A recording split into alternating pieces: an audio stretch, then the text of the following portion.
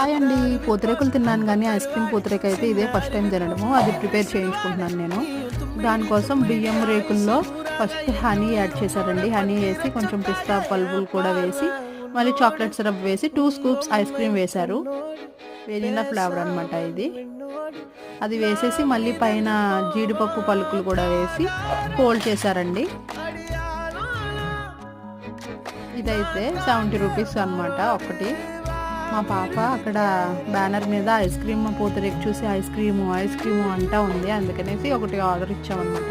అలా ప్రెస్ చేసుకుంటూ ఫోల్డ్ చేసి మళ్ళీ పైన చాక్లెట్ సిరప్ వేసేసి పిస్తా పలుకులు కూడా వేసేసి ఇచ్చారు. మా పాప అయితే ఎలా తిన్నదనుకుంటున్నారు, మొత్తం అవన్నీ ఓపెన్ చేసుకుని లోపల ఐస్ క్రీమ్ ఒకటి తినిందండి.